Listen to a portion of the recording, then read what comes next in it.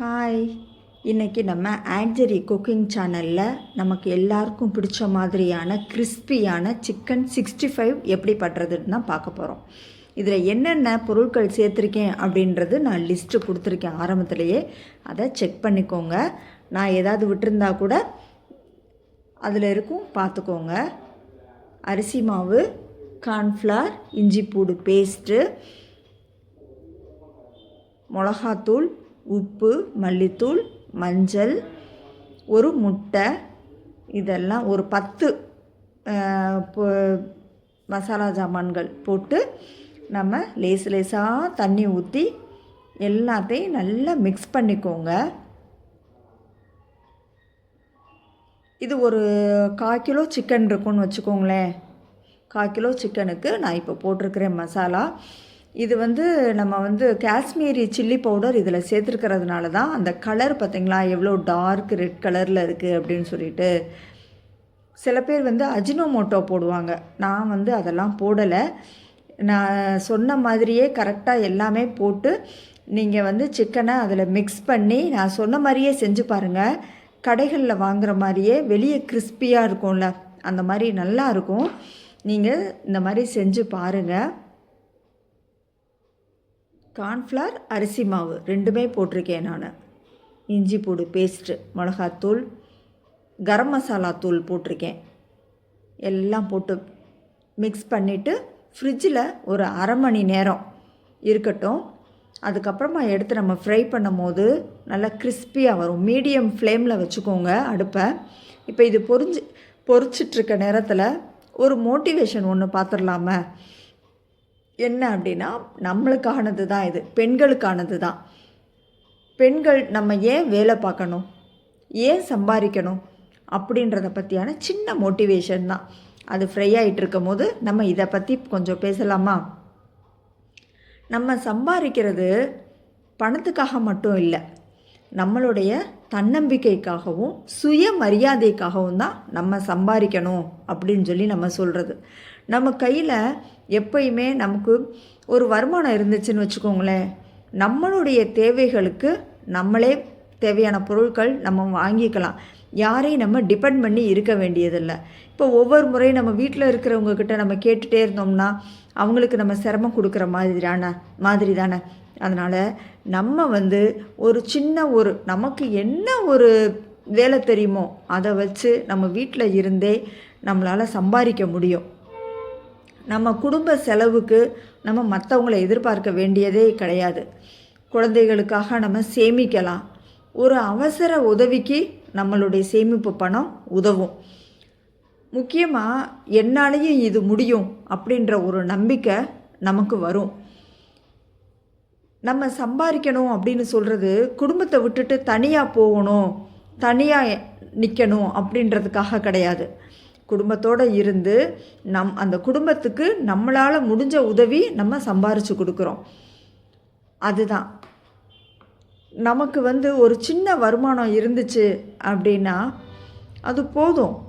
அந்த நம்ம வீட்டில் இருந்தே சமையல் செய்யலாம். சில பேருக்கு சமையல் நல்லா செய்ய வரும், அவங்க சமையல் திறமை இருக்கும், அவங்க அது செய்யலாம்.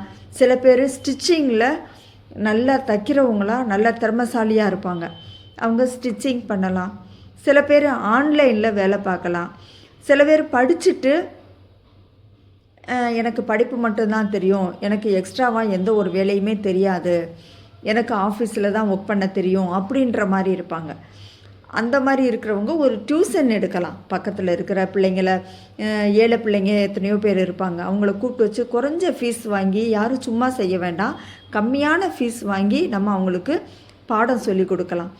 இந்த மாதிரி நம்ம சின்ன சின்னதாக நம்மளுக்கு என்ன தெரியுமோ அதை வச்சு நம்ம செஞ்சு சின்ன சின்னதாக ஒரு வருமானத்தை நமக்கு கிடச்சிச்சு அப்படின்னா அது நமக்கு ஒரு தன்னம்பிக்கை கொடுக்கும். நம்மளாலேயும் எதையும் சாதிக்க முடியும் அப்படின்ற ஒரு தன்னம்பிக்கை கொடுக்கும். வீட்டில் சும்மா இருக்கேன் அப்படின்னு மட்டும் தயவு செஞ்சு பெண்கள் யாரும் சொல்லாதீங்க.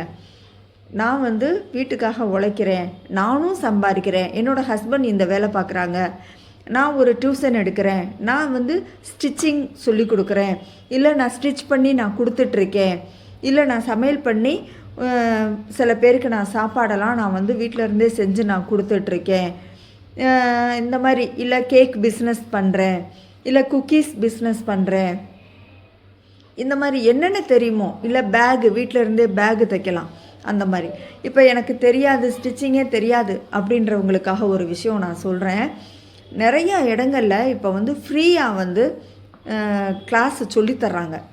ஆரி கிளாஸு சொல்லித்தர்றாங்க, ஸ்டிச்சிங் சொல்லித்தர்றாங்க. இந்த மாதிரிலாம் சொல்லித்தர இடங்கள் உங்கள் பக்கத்துலேயே இருக்கும். வெளியில் நீங்கள் எங்கே இருக்குது அப்படின்னு விசாரித்து பார்த்தீங்கன்னா உங்களுக்கு தெரியும். அவங்களே வந்து லோனும் நமக்கு வாங்கி தராங்க.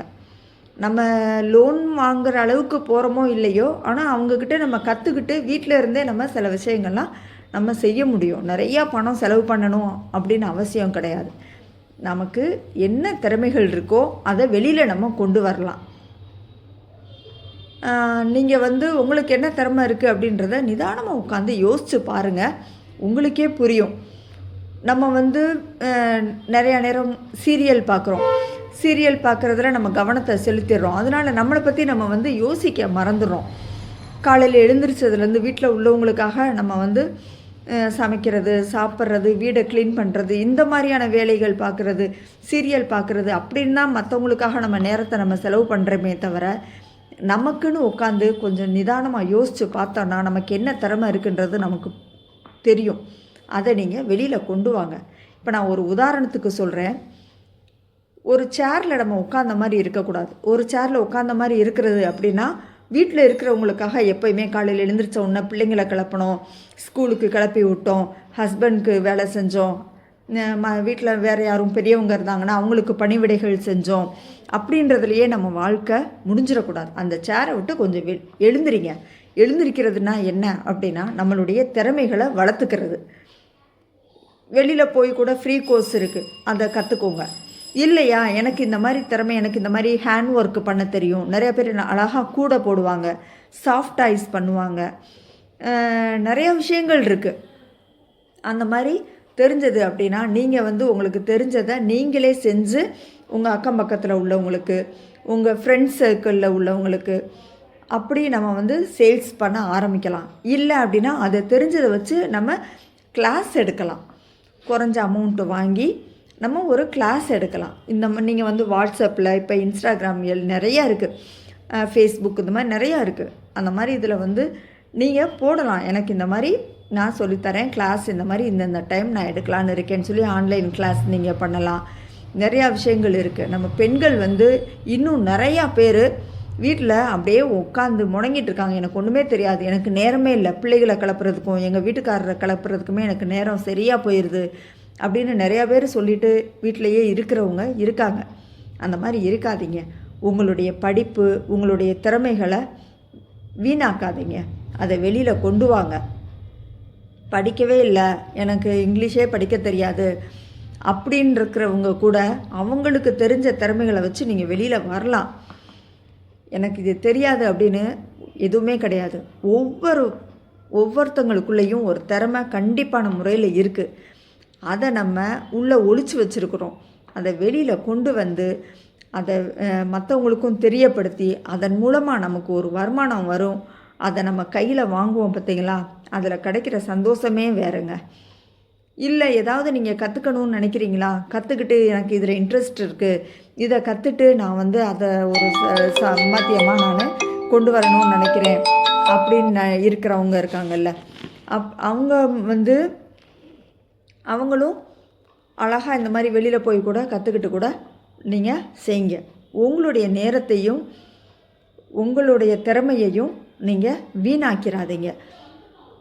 நான் சொன்ன விஷயங்கள் உங்களுக்கு பிடிச்சிருக்கு அப்படின்னா ஏற்றுக்கோங்க. இதில் தப்பு இருந்ததுன்னா மன்னிச்சுக்கோங்க.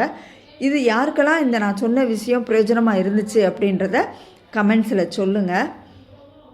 நம்ம ஆரம்பிக்கிறது வேணுமா, நம்ம ஆரம்பம் வேணுமா சின்னதாக இருக்கலாம், ஆனால் நம்ம முயற்சி பண்ணி அதை நம்ம பெரிய விஷயமாக நம்ம கொண்டு வர முடியும். நம்மளுடைய முயற்சி சின்னது இல்லை, அதை நம்ம செய்யும் போது நம்ம பெரிய அளவுக்கு நம்மளால் கொண்டு வர முடியும். ஃபஸ்ட்டு நம்மளை நம்பணும். என்னால் இது முடியும் அப்படின்ற ஒரு கான்ஃபிடென்ட் ஒவ்வொரு லேடிஸ்க்கும் இருக்கணும். என்னால் சம்பாதிக்க முடியும், என்னால் இது செய்ய முடியும், என்னால் என்னோடய குடும்பத்தை மேனேஜ் பண்ணி என்னால் கொண்டு வர முடியும் அப்படின்னு ஒவ்வொருத்தருக்குள்ளேயும் ஒரு தன்னம்பிக்கை நமக்கு இருக்கணும். நம்மளோட கையில் பணம் மட்டும் இல்லை, நம்மளுடைய கையில் வாழ்க்கையே இருக்குது. நம்ம அந்த வாழ்க்கையை வழிநடத்தி கொண்டு போகிற தன்னம்பிக்கையும் நமக்கு இருக்கணும். முடியாது அப்படின்னு எதுவுமே கிடையாது. நீங்கள் முயற்சி பண்ணி பாருங்கள். இப்போ நம்ம இந்த 65 பொரிஞ்சு நம்ம எடுக்கிறோம். இந்த இதுக்கு வரலாம். சிக்கன் 65 இது கடையில் இருக்கிற மாதிரியே மொறுமறுப்பாக இருக்கும். நீங்கள் உங்கள் வீட்டில் செஞ்சு பாருங்கள் எப்படி இருந்துச்சு அப்படின்னு சொல்லிவிட்டு எனக்கு கமெண்ட்ஸில் சொல்லுங்கள். நான் இந்த 10 மசாலா பொருட்கள் போட்டேன்ல, நீங்கள் என்னெல்லாம் சேர்த்து போடுவீங்க அப்படின்றதையும் எனக்கு கமெண்ட்ஸில் நீங்கள் சொல்லுங்கள். அது எடுத்தாச்சு. 2வது ரவுண்டு நான் மறுபடியும் போடுறேன். கொஞ்சம் மீடியம் ஃப்ளேமில் வச்சுக்கோங்க. ஃபுல்லாக வைக்காதீங்க, சிம்லையும் வைக்காதீங்க. மீடியம் ஃப்ளேமில் வச்சு நம்ம அழகாக பொரிச்சு எடுக்கலாம். அது மாதிரி எண்ணெய் அதிக அளவு எண்ணெய் ஊற்றி பொரிக்காதீங்க. ஏன் அப்படி சொல்கிறேன் அப்படின்னா, இப்போ இந்த மசாலாலாம் போட்டு நம்ம செய்கிறோம். இந்த மசாலா எண்ணெயில் கலந்து அந்த எண்ணெயோட கலரே மாறிடும். இந்த எண்ணெய் மிச்சம் வந்துச்சு அப்படின்னா இதை நம்ம வேறு எதுக்காவது தாளிக்கிறதுக்கோ இல்லை குழம்புல தாளித்து ஊற்றுறதுக்கோ இந்த மாதிரி வேறு எதுக்காவது நம்ம யூஸ் பண்ணோம் அப்படின்னா இதில் இருக்கிற இந்த எண்ணெயில் கலந்துருக்கிற மசாலா அதுலேயும் வந்துடும். அப்படின்னும் போது காரம் அதிகமாயிரும். அதனால் எண்ணெயை நம்ம வேஸ்ட்டாக கீழே தான் ஊற்றுற மாதிரி இருக்கும். அதனால் தேவையான அளவு கொஞ்சமாக எண்ணெய் ஊற்றிக்கோங்க. எவ்வளோ எண்ணெய் ஊற்றிருக்கீங்களோ அந்த அளவுக்கு நீங்கள் பீசஸ் போட்டு பொரித்து எடுத்துக்கோங்க. அது மாதிரி கருவேப்பிலை லேசாக எண்ணெய் ஊற்றி கருவேப்பிலையை கழுவி நான் அதை போட்டு வறுத்துட்ருக்கேன். ஹோட்டலில் இப்படி தானே நம்ம வாங்குகிறோம். கருவேப்பிலை வெங்காயம் அப்படிலாம் போட்டு டெக்கரேஷன் பண்ணி தானே நமக்கு கொடுக்குறாங்க. சூப்பராக இருக்குது அப்படின்னு சொல்லி ஹோட்டலில் வாங்கி நம்ம சாப்பிட்றோம்ல. வீட்டில் செஞ்சு சாப்பிடுங்க. ரொம்ப நல்லாயிருக்கும், சுத்தமாகவும் இருக்கும். நம்ம கையால் செஞ்சது அப்படின்ற ஒரு கான்ஃபிடென்ட், ஹோட்டல் டேஸ்ட்டில் நான் செஞ்சுருக்கேன் பாருங்கள் அப்படின்னு சொல்லி நம்ம சொல்லிக்கலாம்ல. சொல்கிறது மட்டும் இல்லைங்க, உண்மையாகவே அது அப்படி தான் இருக்கும். நீங்கள் ட்ரை பண்ணி பாருங்கள், ரொம்ப டேஸ்ட்டாக வரும். நல்லா முருகலாக அந்த கருவேப்பிலையை வறுத்து அதை அந்த சிக்கன் மேலே போட்டுட்டு வெங்காயத்தை கட் பண்ணி அதையும் இது மேலே போட்டு சாப்பிட்டு பாருங்கள். செம்ம டேஸ்ட்டாக இருக்கும். எனக்கு கமெண்ட்ஸில் எப்படி இருந்தது அப்படின்னு உங்களுடைய ஃபீட்பேக் எனக்கு சொல்லுங்கள். அப்போ தான் எனக்கும் தெரியும். வேறு வீடியோக்கள் ஏதாவது போடணும் அப்படின்னாலும் சொல்லுங்கள், நான் போடுறேன். இந்த வீடியோ உங்களுக்கு பிடிச்சிருந்தது அப்படின்னா லைக் பண்ணுங்கள், உங்களுக்கு தெரிஞ்சவங்களுக்கு ஷேர் பண்ணுங்கள். சப்ஸ்கிரைப் பண்ணாமல் பார்க்குறவங்க தயவு செஞ்சு சப்ஸ்கிரைப் பண்ணுங்கள். இனி அடுத்த வீடியோவில் பார்க்கலாம். ஓகே, தேங்க்யூ, பாய்.